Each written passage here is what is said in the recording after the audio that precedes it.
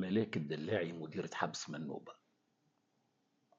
ميمونة تعرف ربي وربي يعرف ميمونة.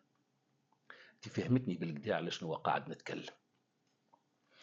يعني الاجتهاد اللي انت تعمل فيه هذايا والتنكيل بالسجينات مسيكنات الداخل عندك في الحبس، أسرى أسيرات، اجتهاد حتى الإخشيدي أكيد ما طالبكش بيه. إذا كان مش باش تتراجع ويهديك ربي، أقسم بالذي لا إله إلا هو الفاتورة لما تخلصها ثاني ومثلث، سواء كنت في تونس أو تخرج من كرش خوتة باش نجيبوك وباش تتحاسب وتلقى جزاك. شنو اللي باش تولي؟ ها قدامي أكثر من 5 صفحات ليستة في أسامي مجرمة. كيف قل لي أنت أقوى من شكون فيهم؟ ترى أنت أقوى مثلا من المخلوعة حميدة العوني، أقوى من محمد الزغلامي اللي بعد ما كان مدير مات سجين كالكلب في الحبس من فعايله في الناس. من عز الدين الصايبية، فؤاد بن مصطفى، شكري بوسريحة، علي شوشان، حبيب السبوعي، فيصل الروماني، وعشرات أخرين أعوان ومديرين سابقين متاع سجون وإصلاح. أقوى من شكون؟ شنو هو الخدمات اللي انت تنجم تقدمها للإخشيدي أكثر مثلا من المشيشي اللي هو هارب، وإلا الحشاني اللي توا اس دي سات وينجم يضرب 30 و40 سنة حبس مثلا؟ ترى أعطيني أقوى من شكون؟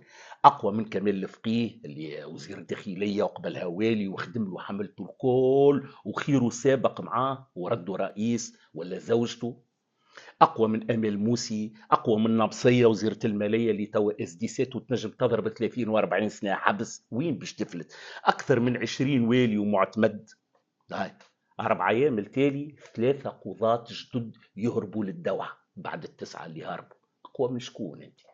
الاجتهاد والقفه وقله المعروف والاجرام اللي تعمل فيه على شنو؟ والله العظيم اقسم بالذي لا اله الا هو لك باش تمنع. والله لما تتحاسب انت والناس اللي معاك، والله العظيم اقسم بالله. وانت تعرف، ما نحبش نعطي التفاصيل، انت تعرف علاش نقول في الكلام هذا. بنات الناس مسكنات مظلومات، بنات الشعب. يعني انت شو بقى اكثر من حكيم الهمامي مكرم الجلاشي؟ فاش تعمل؟